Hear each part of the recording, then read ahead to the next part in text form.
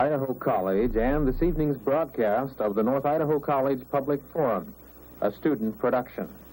Your moderator is North Idaho College political scientist Tony Stewart.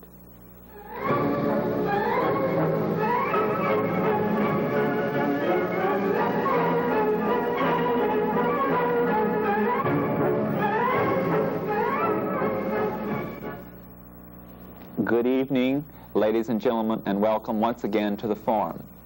On behalf of the panel, it is my great pleasure this evening to welcome to our program Donald Barr. Donald Barr is a graduate of Columbia University, where he studied both in the fields of mathematics and anthropology. He then served with the United States Army as an Italian interpreter and as a member of an OSS team in Germany. He joined the English department at Columbia in 1945, and in 1956 he moved to the School of Engineering, where he became assistant dean and started and directed the Science Honors Program.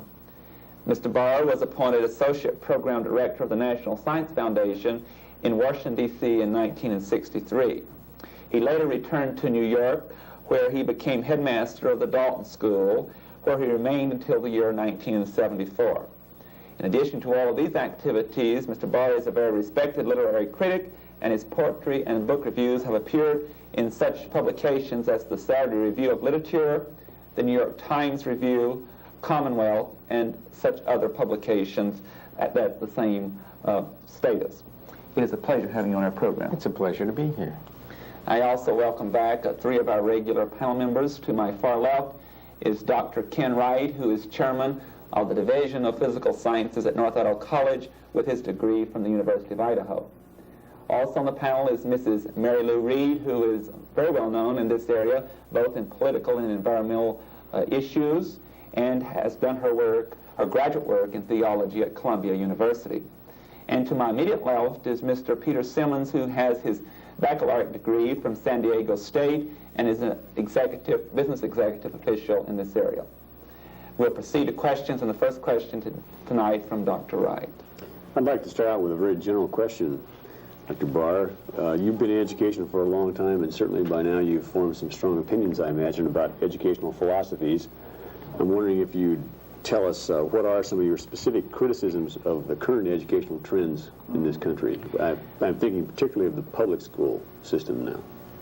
Well, it's hard to criticize the trends because they're mixed trends. One of the things that depresses one is the fact that while the general tendency around the country is to recede from the, you might say, the more romantic progressive hopes of the 1960s and to adopt somewhat more traditional views of academics and discipline and so on, there nevertheless is, at the same time, a continual influx of young teachers who still have all the zeal of the reformers of the 60s, and this sometimes takes them out of touch with the communities that the schools serve. One begins to get a kind of friction in many communities, and adding to this friction is the fact that,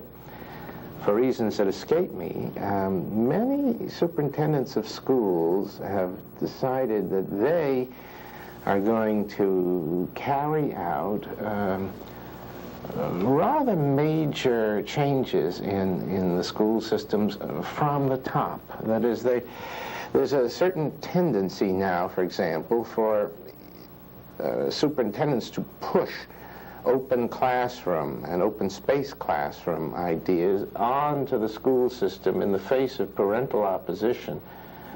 And revolutions from the top are always exceedingly dangerous. They tend to lose their heads a little bit, and they adopt a certain style of supercilious high-handedness that I find very depressing among my colleagues. I think that's my main objection, that there is too little attention paid to the wishes of parents and to the rights of the actual grassroots community.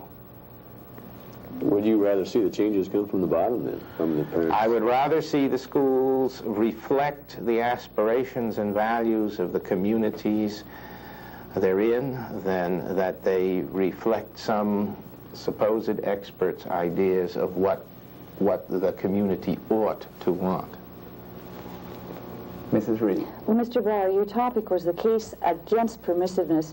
Would you define for us, in the context of your previous answer, how you define permissiveness and what you have against it? Oh, we could be here all night. The word permissiveness is, to my mind, a term that suggests the feeling that I find very, very current, particularly among intellectuals these days, that the traditional restraints that society used to put upon people in their personal conduct have no validity, that they're irrelevant because of technology, or that they're unconstitutional, or this or that. For example, it seems to me that the earlier Supreme Court decisions regarding pornography were exceedingly destructive.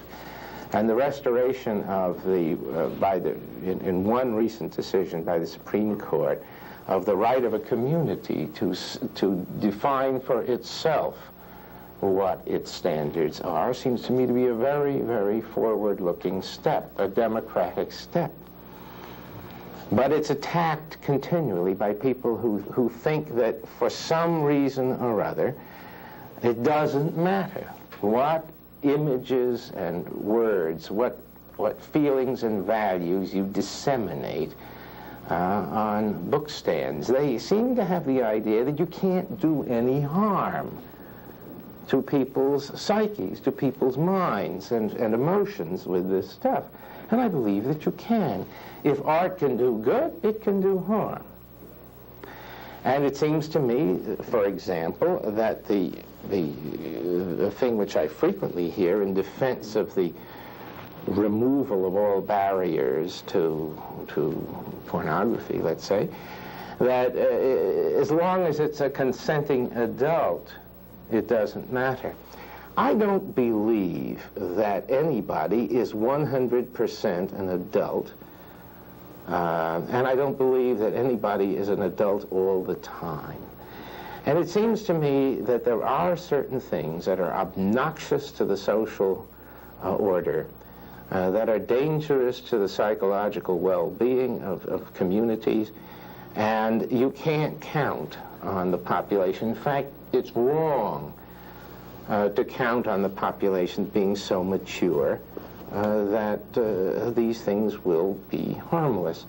If people were adults, they wouldn't buy the pornography. The fact that it sells shows that they are not adults at that moment. And similarly,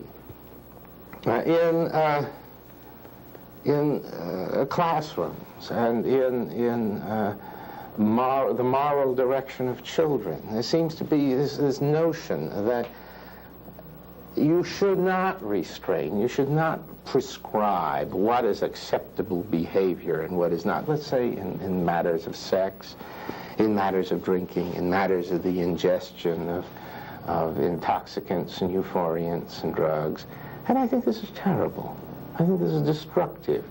The community not only has a right, it has a duty to say certain forms of behavior are too powerful a habit, too intoxicating, too subversive to the reason to be permitted to go unchecked.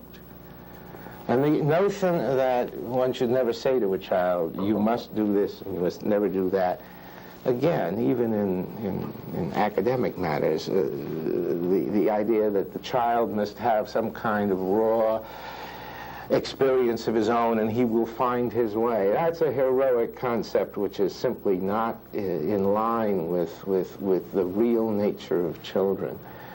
What you do when you say to a child, find out for yourself what is the lifestyle you want.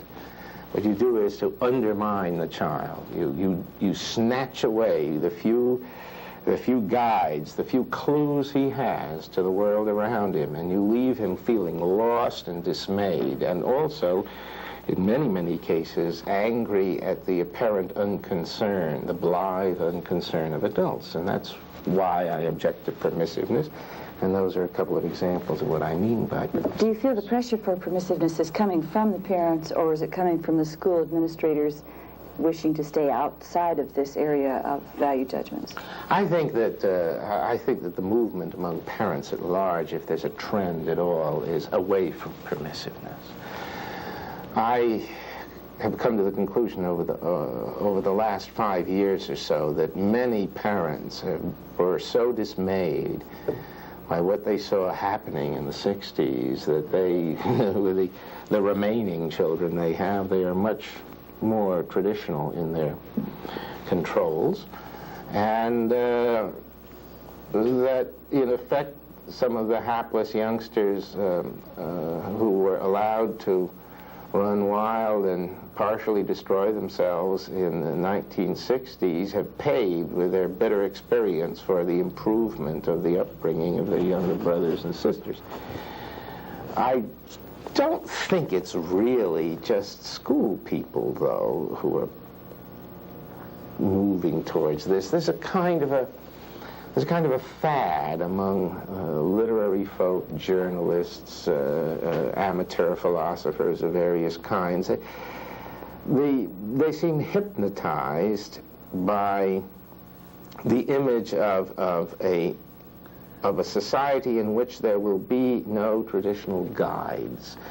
They seem hypnotized by the glorious notion that any young person can find his own way between male behavior on one end and female on the other, and anywhere in between that he cares to come to rest, or she cares to come to rest, or it cares to come to rest, is acceptable. This is subversive. This is subversive to the happiness of the child. There's nothing that an adolescent or pre-adolescent wants more than to know what is expected of him. And yet this rhetoric about free choice of lifestyles, alternative lifestyles, is a way of making the definition of an identity much more difficult, and it forces identity crises onto children. Now, this is not superintendents of schools in this case. This is not principals. This is I think, a generation of the disaffected and just disenchanted who have emerged from college campuses in the last decade and have now sort of worked their way out into the media and into writing and that kind of thing. And it's an ideology, and I think a miserable one. Mr. Seelman. Mr. Barr, most of us, I think, on the panel are products of the time when they said that children should be seen and not heard. In your estimation, what were the roots of what we now have, this permissive society we now have, and what fostered it? Why has it developed to the extent that it has? That's a hard question to answer. My guess would be that the theories have been there for a long time. The theory of the ultra-permissive school without discipline, without even the requirement that one student be quiet while another student is talking. You know, the abandonment of form and format and manners and decorum in schools dates back a long, long way, at least to 1867, when Tolstoy wrote his pamphlet called The School at Yasnaya Polyana. And similarly, other forms in other fields of permissiveness date back as ideologies for centuries or more. I think the reason that they caught on was I think they began to make headway in that uncanny era of prosperity and over-optimism after World War II. I think perhaps what happened was that for the first time, a great many people were relieved after first the Depression and then the Hitler period and then the actual war. They were relieved from threatening circumstances. And the great desire came over a lot of us of that generation who had been through the Depression and the war. It was, we want our children to have more gracious and spacious, easier lives than we had. And they went too far, and they seized upon little liberties, little privileges, little benefits, and they conferred them on their children really as a way of saying, I never had this, and I'm going to do something for my children that was never done for me.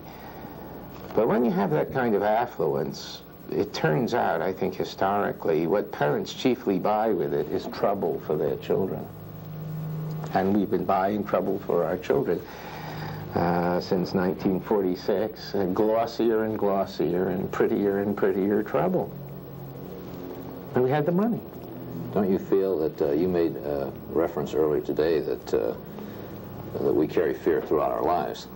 Don't you think to a certain extent that the fear that children carry throughout their lives, they get from the fear they sense in both their parents and their teachers who are afraid, for whatever reason, on the parents' hand to deny them what they want, and on the teacher's hand from allowing them too much freedom in the classroom? I think that one of the tragedies of our time is the child or the youngster who is driven to extremes in behavior by his annoyance at his parents' unwillingness to take a stand. And many children seem to me to say, you know, I wish you'd stand up and be counted, Pop. Now, when are you going to take a stand? When are you going to finally say, I won't stand by and see you do this? And many children are goaded, I mean, beyond endurance by the blandness of their parents, the evasiveness. Yeah, you know, anything you want, you know, just don't, you know. Children should not feel that their parents are running for office in the living room or their teachers are running for office in the classroom. A parent is a monarch. He's a king. He inherits his job as father from his son, and it comes by inheritance. He doesn't do anything to earn it, you know. He doesn't get elected. There's no referendum. There are no civil service requirements. He gets it the way a king gets it, except backwards. He gets it from his child. And that's a job that he ought to seize upon and make something of, and not try to say, you know, you have to like this. I hope you won't be too mad at me if I act like a father, which is a terrible tone, but a lot of parents take it, or used to take it. Less now. Mr. Barr, I want to preface my question with a statement by pointing out that I think our show is very lively if we play the devil's advocate. So as I begin to see the train of thought of who our guest is, I take the other position and play the devil's advocate for some discussion and therefore let you defend certain positions. It has often been found by educators and higher education in particular, and I think the high schools too, where people have reached the age of what we call teenagers, that a certain personality has developed in the child by that time into young adulthood, that some young people are very agreeable and self-conscious, and they need great encouragement, and an authoritarian attitude is really destructive to them, while others apparently need discipline. Therefore, if one takes one particular philosophy to apply to all young people they must work with, is there not a danger in this process in that you're not recognizing the difference or distinction between the personalities? Well, I make a distinction in my own mind between the word authoritative and the word authoritarian. An authoritarian is simply someone who substitutes his power over somebody else for any kind of sensitivity, consideration, or thought, and consults his own convenience. An authoritative teacher or an authoritative parent is not a grinding oppressor and is not a bully. The last thing that you have to do if you are confident of your authority as a parent or a teacher is to bully or humiliate. An authoritative teacher has a clear notion, usually based on experience, of what kinds of behavior produce in the life of a child happy and creative results, and what kinds of behavior in the life of a child produce unhappy, wretched, or destructive results. And he is an authority in the sense that he assumes that because he has experience of the world, he has a right to speak and be heard. And 9 times out of 10, if he speaks from conviction and after mature and clear reflection, and doesn't do it out of caprice or hostility, he does not get challenged on his authority. Now, obviously, if a parent has been afraid, visibly afraid of his or her child for 13 or 14 years, and then suddenly tries to draw the line and says you can't smoke pot in your bedroom, or you can't put another pillow on the bed and bring home your girlfriend, if he suddenly, for the first time, confronts a child on these directives concerning behavior and morality, when the child is 14 or 15 years old, then it's too late. Then he has a confrontation. And then he may be driven to hysterical authoritarianism. But if the parent has assumed all along that his wisdom should guide the child in the earlier years, the habit of accepting instruction will be there, and there won't be any authoritarian behavior. You don't have to bully people to guide them. In fact, bullying is the worst possible form of guidance. But it has been my experience in talking to many parents over the years that a mother and a father that must rear children find that one technique will work very successfully with one child, and another child in the family has to be treated in a somewhat different way to produce the same results. So do you agree with this? I agree, but there's something about the word technique that bothers me. I don't think you treat your children the way you treat them out of technique, you know. It's not technique. You're not processing them. You're not manipulating them. What you say to your child is said out of love and conviction. And your love and conviction shouldn't vary from child to child. You know, if a child is cruel, he's cruel, and you try to convey to the child in a firm way, as if you just didn't expect to be questioned, that cruelty is unacceptable. And you don't try to manipulate the child into behaving differently.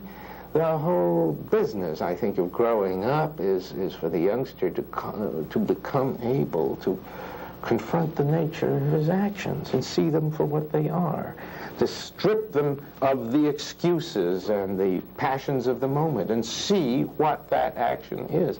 And if a parent can't do that and covers everything over with cunning little ploys and devices to manipulate the child, then the parent isn't helping the child to grow up.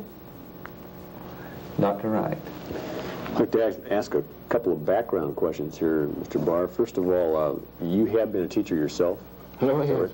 I mean, I've taught many subjects at many age levels. You've been an administrator, I know, of the Dalton School and assistant program director for NSF, but you've also been a teacher for a number of years. What subject areas have you taught in? I've taught math. I've taught English. I think more of English than anything else. I've taught social sciences. I've taught history. I, for a long while, made a practice in the school I was in for 10 years when I was headmaster of acting as an unpaid, you might say a non-per diem substitute, because I got to know the youngsters better And I also got to know their teachers better, because when the teacher was out absent and I took the class, I found out an awful lot that was and was not being done in that class. And I have never taught, there are a lot of subjects I never have taught. I have never taught physical education. My most strenuous sport is chess. I have never taught music because I can't play any instrument except the phonograph. And I've never taught any language that I can recall except Italian.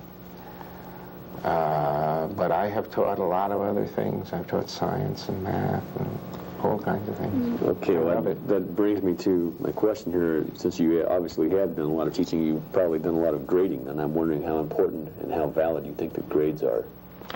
I think grades are important. They're highly imperfect ways of saying something to the child and his family. But there are no perfect ways of saying the thing. My preference would be for letter grades, traditional letter grades, the whole thing, A+, A-, the whole thing, plus periodic reports in prose, describing, not in smarmy language, what a delightful child this is, but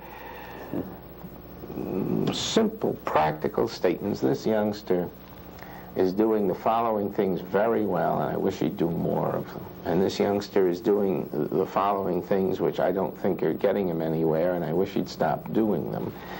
And this youngster should probably concentrate on the following areas of study. And these are the things the parents can do at home to help their child, and this is what the school is doing meanwhile to help the child. I think that kind of prose report accompanying the letter grades is of great importance in helping the youngster grow so that he can take charge of his own education in the course of time.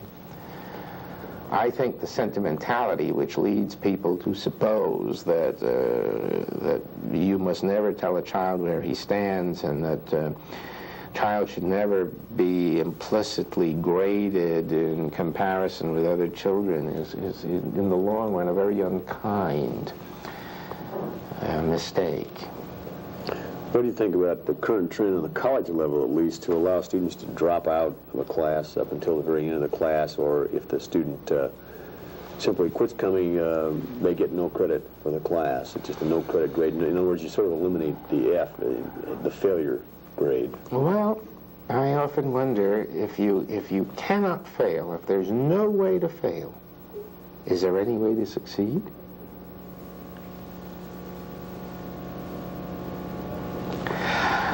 These reforms seem to me to carry a price tag that nobody's bothered to turn over and look at. They look awfully good at first sight. It seems to me that I have a very spotty college record. I can assure you, at my age, it doesn't matter anymore.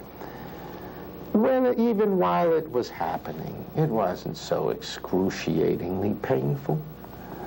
I think what would have been much more painful would have been the removal of the structure that there was, which at least encouraged me to try to get some decent work habits. My work habits are bad enough, but had I been going to college now with this incessant ambiguity as to when you have to finish things and what you have to do, I probably wouldn't have finished college. I would have sort of drifted off into vagueness. And I think that's very hard on kids. The most difficult and widespread single problem that we all have, children, college students, everybody has, is completion of work, mobilizing yourself to finish your work. And if you don't have any help from the system, so to speak, if there isn't somebody say, hey, finish, it's become so easy to drift off into those incompletes and overdue term papers and this and that, which are nightmarish for kids. You don't think too much of the argument, then, that people do learn at vastly different rates, and therefore maybe you shouldn't fit everybody into the same time frame to complete work? Well, that depends on there are youngsters who are slow, and there are youngsters who are uncannily fast. And the solution to that is to have a teacher who's creative and sensitive and knows his students and sees to it that the fast kid has more to do. It's not hard. It takes a little work on the part of the teacher to think up the things, that's all. It's what teachers have been doing for centuries, you know. Mrs. Reed. Mr. Barr, my question is just an extension of this and has more to do with motivation. Now, you feel that discipline and self-discipline are very important, and you have, as I understand, directed programs for both gifted children and underachievers who may indeed be gifted themselves. And how do you handle the undermotivated student? Do you feel that this student needs more structure and authority, or perhaps more individualized treatment? I don't think that either I don't think either of those things is the answer. I think underachievement, which may or may not correlate always with undermotivation. There are underachievers who are highly motivated, but they're blocked in other ways. But I don't think that individualized instruction or formal, old-fashioned lockstep group instruction is the one or the other is the answer for the underachiever. The underachiever is a very, very special problem. And it seems to me that the underachiever, as I look back on our work with underachievers years ago, it seems to me the underachiever frequently is underachieving to punish somebody. Sometimes the underachiever is punishing his parents by saying, you don't care enough about me, I'll show you, you know, I can make you worry. And sometimes the underachiever is punishing himself because he feels that in some way he has let his parents down. I think the locus of the problem in a great many cases in underachievement is in the home.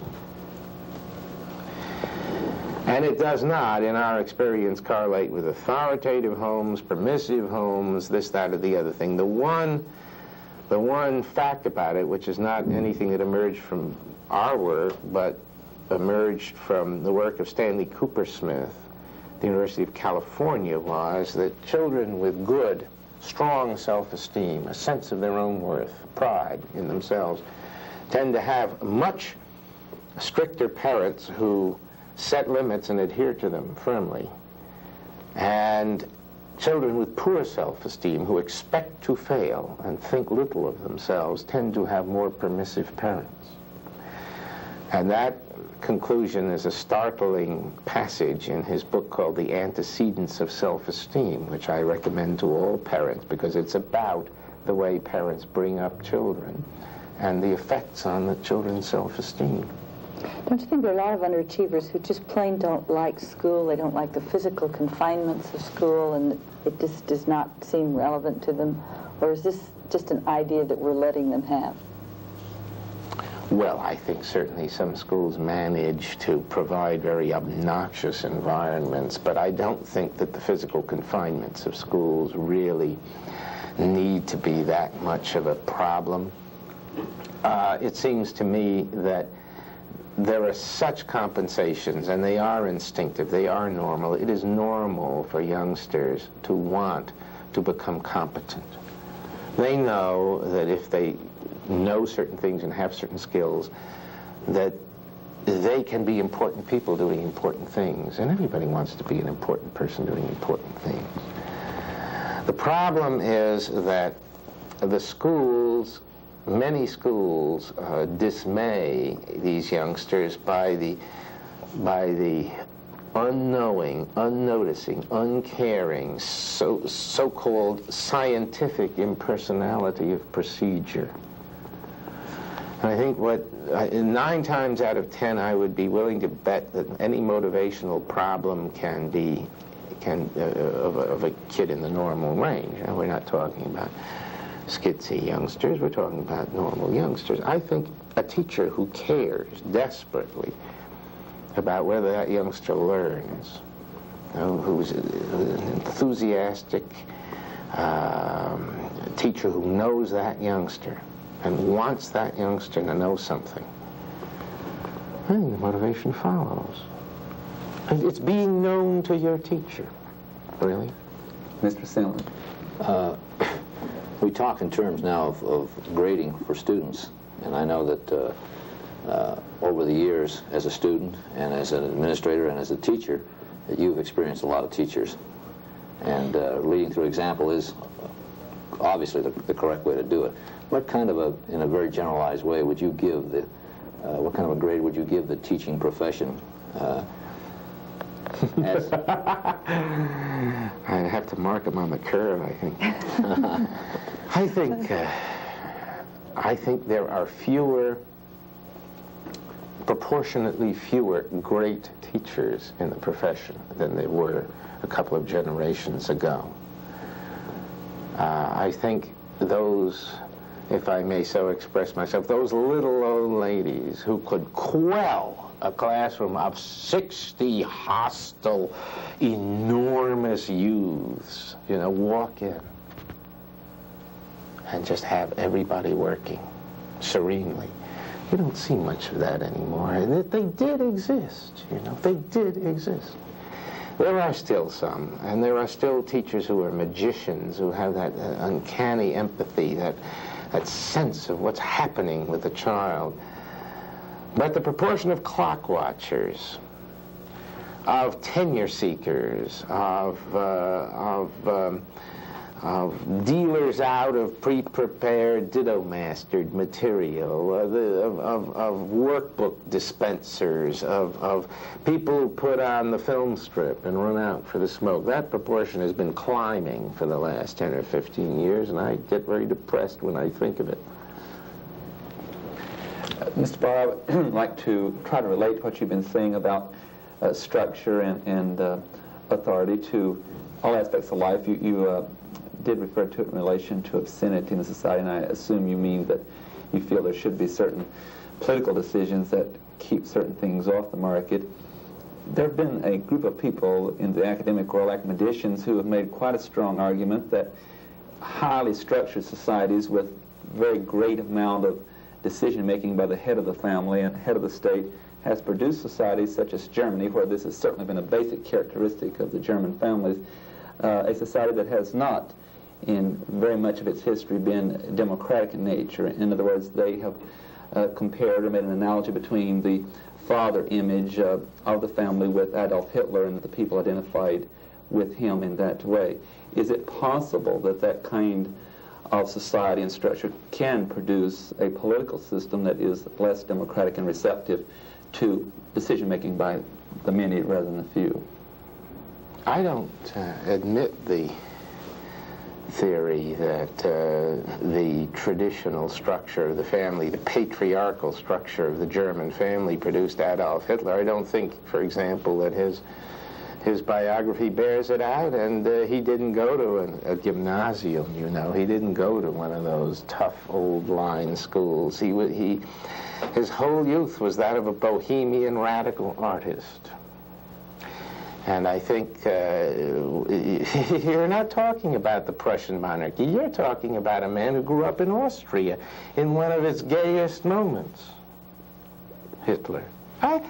Where does this notion come from that the bristle-mustached, Kaiser-saluting Prussian produced Nazism? It did not. Nazism, I think, is an outgrowth of economic and political circumstances in which the patriarchal structure of Germany played no part whatever, and certainly the authority of the father in a French family was, during that earlier part of the century, equally great, and what you got was the opposite in France, chaotic libertarianism. These are oversimplifications which I just simply don't assent to. I also think that if you look at the at the status of the father and the authority of the father in a frontier home in this country. You will find that the father was a rather majestic figure in the house. And certainly the American frontier didn't produce fascist institutions. It produced a very, by and large, very democratic political institutions. There is no correlation. I cannot see there is any. Then would you say that if one studies the history of mankind throughout the world and not even confining it to one society or one country, that this attitude of a strong father figure has been more prevalent than the more permissive approach you've talked about throughout history? I think that the natural state, if you'll forgive my making a remark which is going to be unpopular with any women's liberation believers who hear me, the natural state of the family is patriarchal. And that being the case, then, we would have to recognize that history has recorded that this world is full of problems and has been for a long time. So this apparently, not that I'm saying that that's the cause of the problems, but the world does have tremendous problems.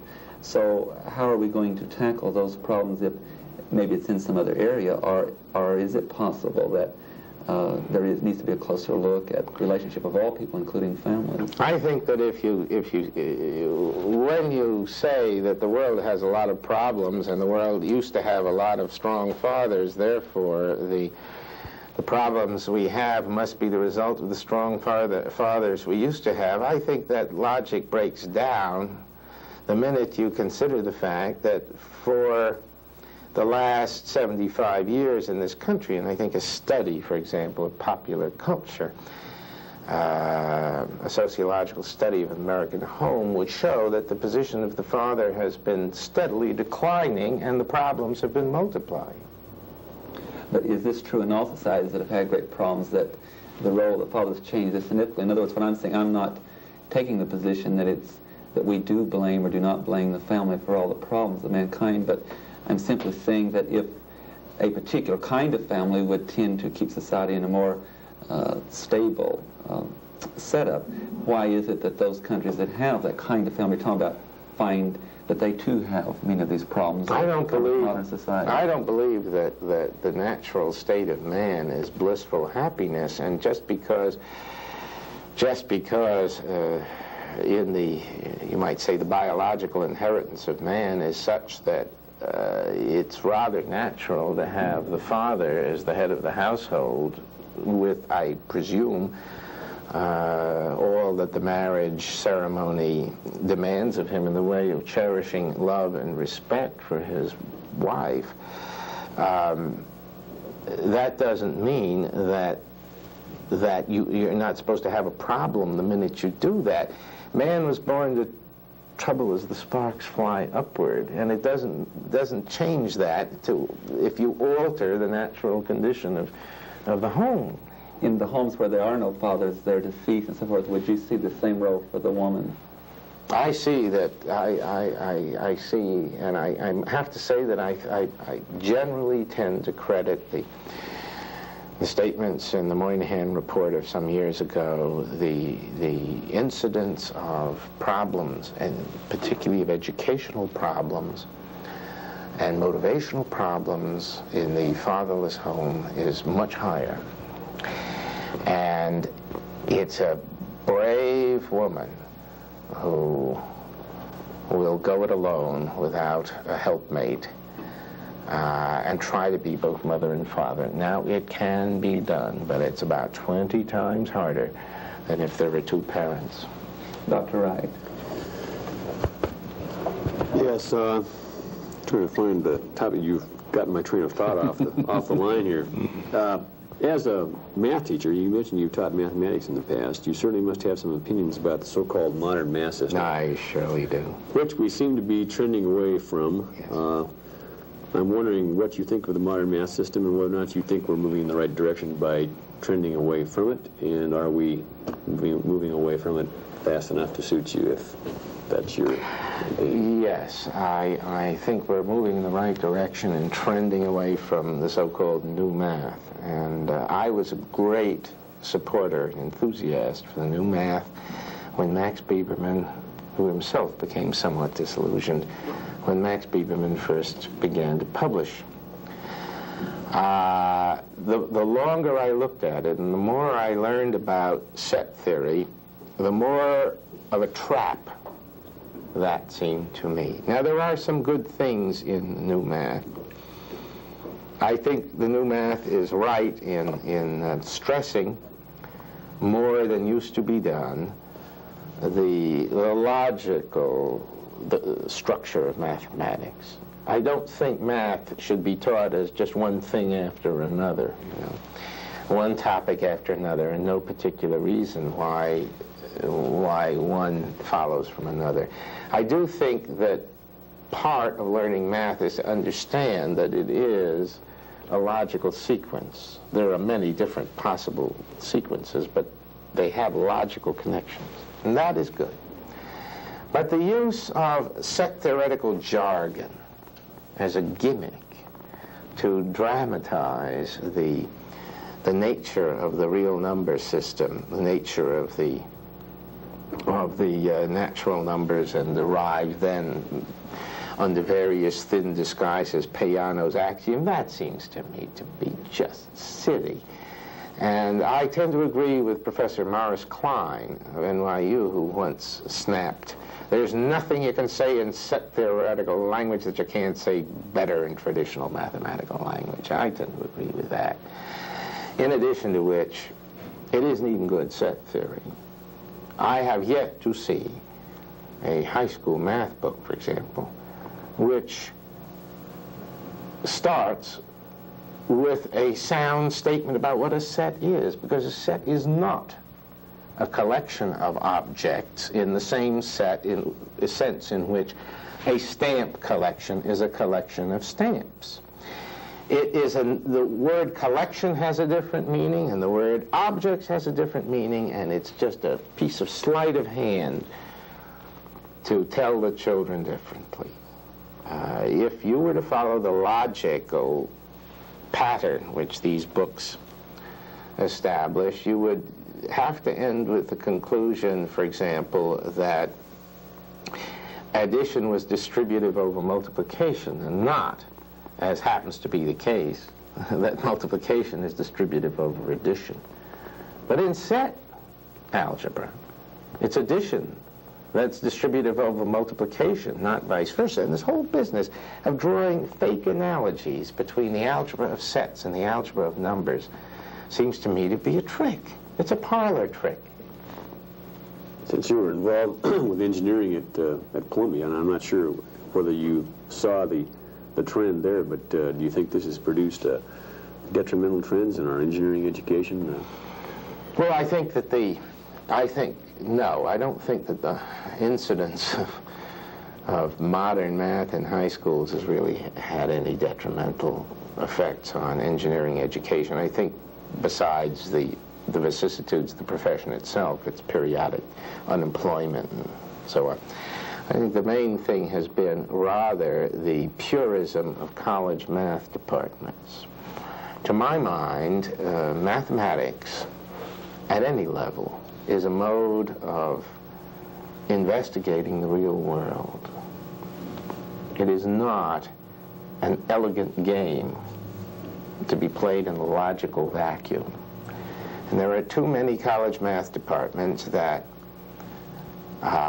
teach mathematics for the purely theoretical elegance of its proofs.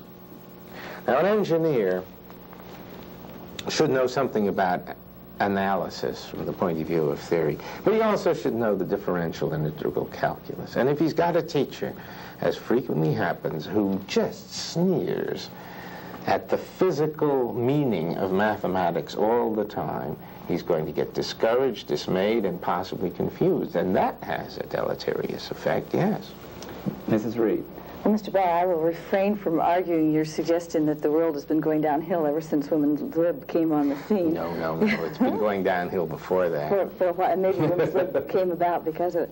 My question to you has to do with values, and I would just like to ask if you feel that values can be taught or are they learned? Preferably both. They can be taught explicitly, though. And do you feel that they should be taught in schools? Do you feel that teachers... Ideally, yes, but you can't do it. You'll have a taxpayer suit.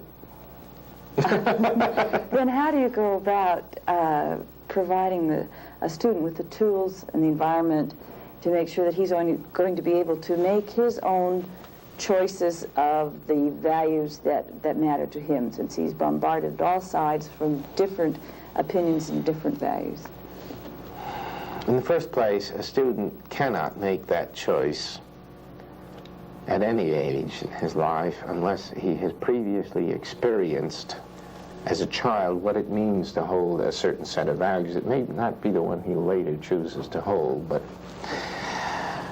a rabbi of my acquaintance in New York once said, and I thought a very moving speech to some high school students, he said, suppose you had a family in which, say, the mother was French and the father was American, and they disagreed so bitterly as to which language the child was going to learn first and which second, that they agreed that they wouldn't teach the child any language at all until he was 16, and then he could decide for himself.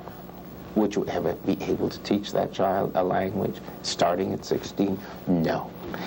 The fact is, the teaching of values, a value system, must be done very young, and there has to be some cohesion between the values of the community, the values of the household, and the values of the school. Now, what do we see around us? We see, for the most part, in most parts of this country at any rate, communities which don't have any community of values. They just have issues. There is no community where the citizenry agree on the sanctity of life in the womb, the indissolubility and purposes of marriage, the duty of the citizen to the state.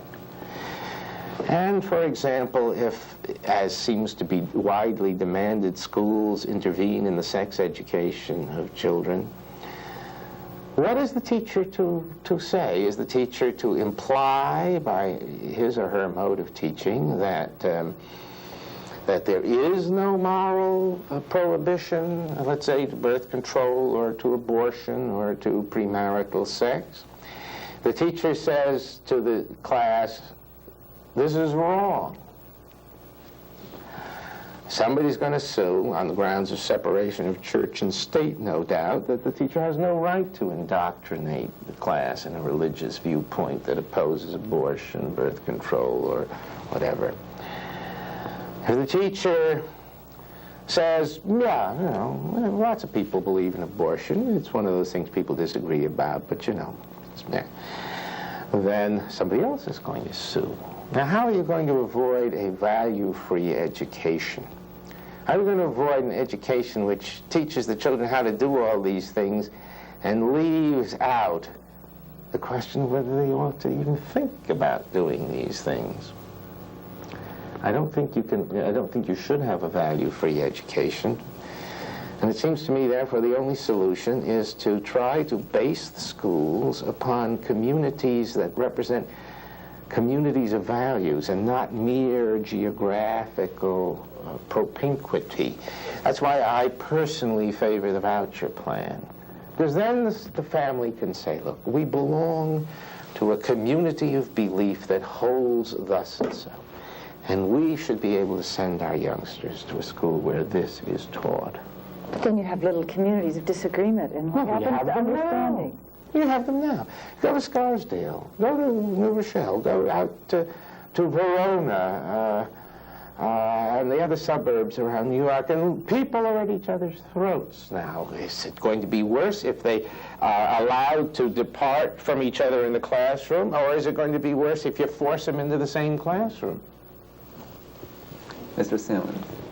I couldn't help but appreciate your remark about the man leading the family, and I couldn't help but get a kick out of your analogy about the teacher, and I was shaking my head agreeing with you, and we both thought of a little old lady that quelled an entire class. It would make me believe that she could quell an entire family, too. There are plenty of henpecked husbands. You know, even in places like Islam, where the status of the women looks awful low on paper, there are plenty of henpecked husbands. And quite apart from henpecking, there is status. It isn't a question of status. And one of the unfortunate things about this whole movement that's grown up since that dismal book, Simone de Beauvoir's The Second Sex, is that people persist in defining one role as higher than another role. It's division of labor, you know. My wife will be interested to hear that.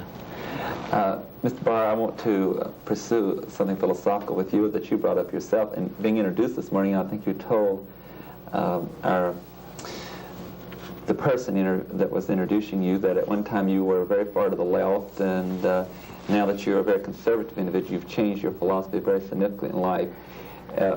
Many people go through this process of great changes, but can one be sure that they will not someday decide that another philosophy is more appropriate for them than the one they have now? We all go through this. How do we finally, what I'm asking you is, how does one finally arrive in education or politics or religion to a position that they feel totally comfortable with? I don't think you should ever give up the quest for an improvement of your views and mind. I'd hate to think I was going to be frozen for the rest of my life in the philosophy I now hold, and that I had no chance of ever learning anything more. But I think there is a difference between some kind of a nut who oscillates illogically from one position to another and picks up every fashion and that comes along, and a man whose life is a continual organic growth so that you see the roots of his beliefs, and you see the shoots emerging in the trunk of the tree, growing longer and thicker.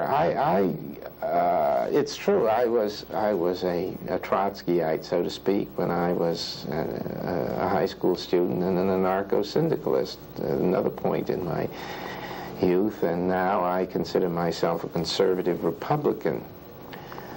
But the discontinuities are not quite so glaring as they might seem. There's a great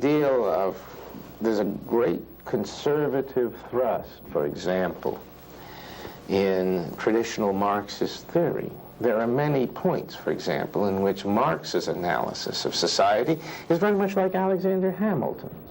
I would love to pursue this further with you, but the clock has caught up with us again, as it always does. I want to thank you so much for being our guest today. It's all my fun. And I also thank the panel for outstanding questions. Ladies and gentlemen, our guest today has been Donald Barr, who is very well known in the field of education and also for his work in the literary field. I thank you for being with us, and I would like to invite you to be with us again next week at the same time when we'll be interviewing another personality of the United States. Thank you.